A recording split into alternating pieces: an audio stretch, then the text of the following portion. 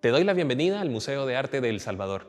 El día de hoy vamos a hablar sobre la exposición Reflexiones sobre el paisaje de la colonia en la actualidad. Y esta exposición tiene la particularidad de que trata algunos tópicos de cómo se ha representado el paisaje desde la colonia hasta la actualidad, pasando por algunos documentos y mapas. Entre ellos encontramos esta ilustración de Theodorus de Bray. Es de 1630 y es una de las primeras representaciones del territorio salvadoreño. Esto es el territorio de los Izalcos, donde vemos criaturas fantásticas, animales que parecen monstruos. Incluso algunas personas ahí al fondo, como que si fueran Adán y Eva, en un territorio volcánico haciendo erupción, e incluso un unicornio. Una de las reflexiones más interesantes que tiene esta exhibición es cómo se muestra el paisaje. Un ejemplo, aquí tenemos una representación de San Salvador de Pedro Cortés y Larraz, hecha en 1768. Y acá tenemos una pintura de Gerardo Gómez, también de San Salvador, pero hecha en el 2016. Lo interesante es que ambas representaciones, un mapa y una pintura, tienen una estructura similar. Vemos desde arriba, vemos el valle de la ciudad y vemos las montañas al fondo. Es una estructura que, a pesar de que hay casi 250 años de diferencia, pues se mantiene. En esta parte de la exhibición tenemos algunos mapas y es aquí donde nos damos cuenta cómo hemos empezado a representar el territorio que hoy conocemos como El Salvador. Este que está aquí abajo es un mapa de 1600 y vemos parte de la costa salvadoreña. A la mitad vemos algunos volcanes vistos desde la costa, como que si viniéramos en el mar en los barcos, y vemos los volcanes señalados con su nombre. Pero donde está el puerto de Acajutla vemos la estructura del paisaje diferente. Lo vemos desde arriba, vemos el valle y las ciudades y vemos el volcán al fondo, una estructura que vamos a encontrar repetidamente en la plástica nacional. Y los otros mapas, lo que tenemos es cómo se ha ido configurando este territorio. El primero es el territorio de la Nueva España, que mezcla México y el Reino de Guatemala. El segundo, encontramos este Reino de Guatemala, pero dividido en secciones, donde encontramos San Salvador, Sonsonate y San Miguel de la Frontera, territorios diferentes que eventualmente van a conformar Salvador, porque al principio el artículo "el" no se utilizaba en el nombre de nuestro país. Incluso el primer mapa de nuestro país, hecho en 1859, todavía no usa el artículo "el".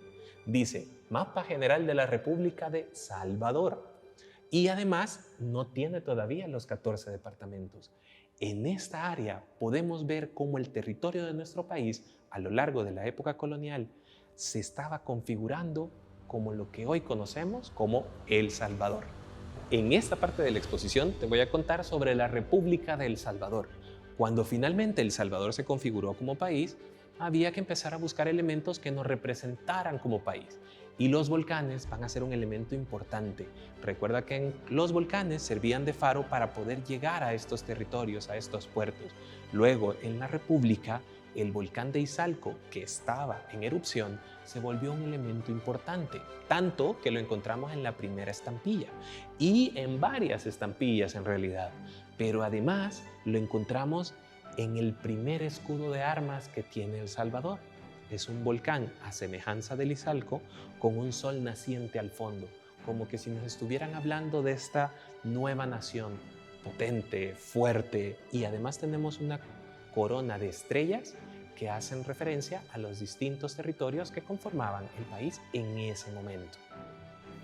Así como el escudo de armas tenía el volcán de Izalco, así podemos encontrar una serie de documentos que tienen sellos oficiales que tienen también el volcán de Izalco o un volcán a semejanza de.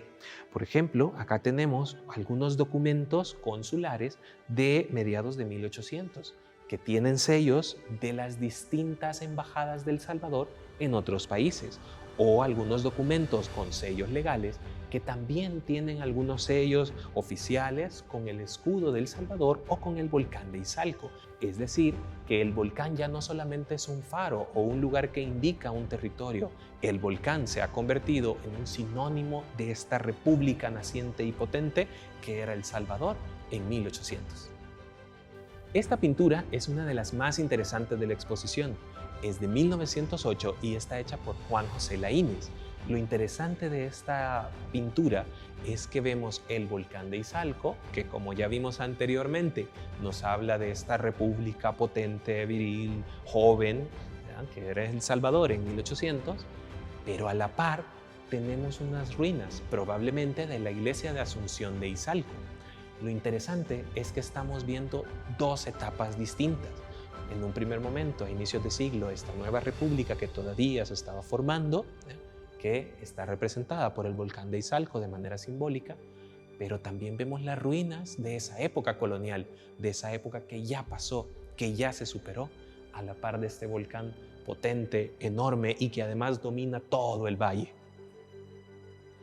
Esta pintura es una pintura muy interesante, te cuento. Está hecha por Max Bolber, es un artista alemán que estuvo un tiempo en El Salvador a inicios de siglo, del siglo pasado, es decir, por 1900. Y representó muchos de los paisajes de nuestro país, entre ellos San Salvador. En este paisaje vemos San Salvador desde el volcán de San Salvador. Lo interesante de esta pintura es que estamos viendo el volcán de San Salvador en 1918. Un año antes, el volcán de San Salvador había hecho erupción. Entonces los terremotos derrumbaron San Salvador. Así que estamos viendo San Salvador destruido, pintado en 1918, desde el volcán de San Salvador, que fue quien lo destruyó. Esta pintura es El Valle de Jiboa de Miguel Ortiz Villacorta. Lo interesante es que nos muestra este territorio volcánico, no solamente por el volcán, sino que nos habla de cómo este territorio es fértil y lo vemos dividida la tierra, lista para la cosecha. Pero además vemos cómo hay unas fumarolas en este territorio. Y por este lado tenemos algunas fotografías de personas que están haciendo turismo en los infiernillos del volcán de San Vicente. ¿Qué quiere decir esto? Que, por cierto, son estos que vemos en la pintura. Lo que nos está contando es que este territorio es fértil, pero además es un territorio exótico. En esta esquinita de la exposición hay un diálogo entre estas dos pinturas que se vuelve bien interesante. Si ustedes se fijan, esta pintura es de Max Bolber de 1915 y tenemos a un campesino observando este paisaje frondoso, exótico, con un enorme follaje. Pero donde él está parado está árido y fíjense que tiene un arma. Probablemente hay una intención de conquistar este territorio salvaje, exótico y exuberante. Esta parte de la tierra que está árida me sirve de relación con esta otra pintura. Esta otra pintura está hecha por Noé Canjura en 1941. Todavía estábamos en el periodo de Maximiliano Hernández Martínez, el primer dictador que tuvimos en nuestro país. Lo interesante es que esta pintura se llama Crepúsculo y el paisaje ya no es frondoso ni exuberante, es un paisaje árido.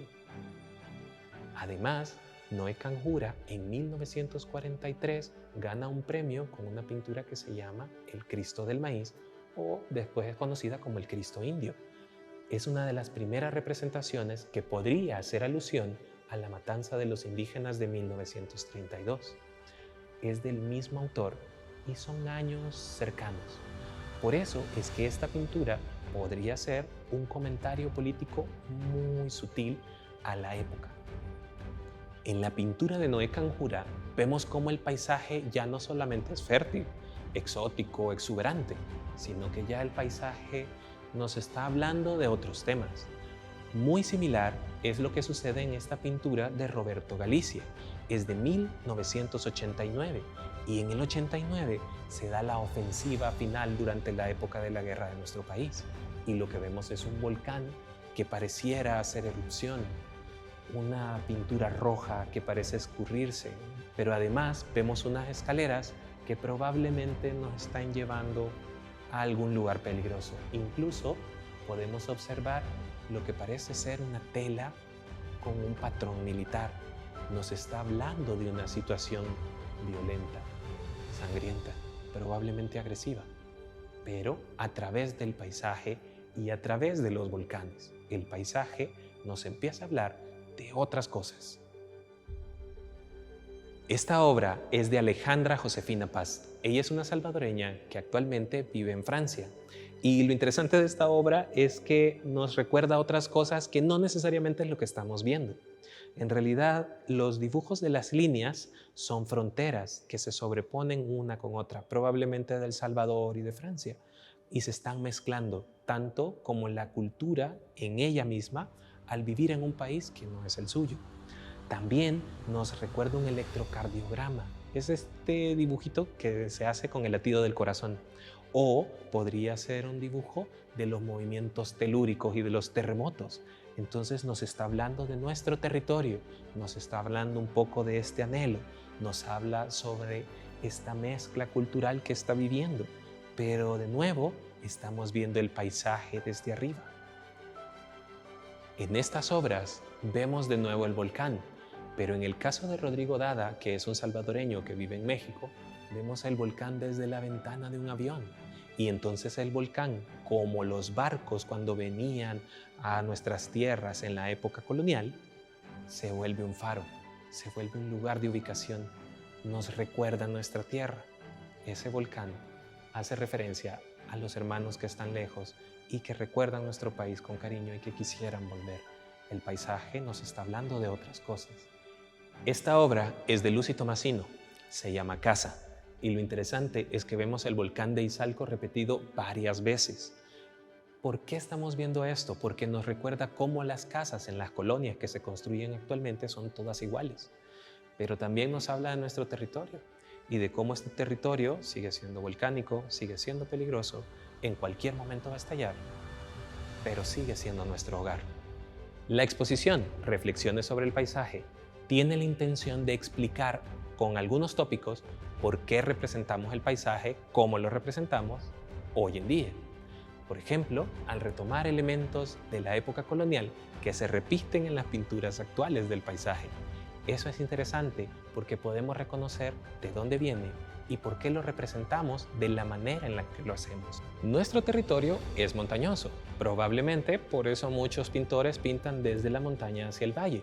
Sin embargo, la realidad es que probablemente Gerardo Gómez vio a los pintores de los 80 pintar con esta estructura, es decir, desde la montaña, viendo el valle y las montañas al fondo.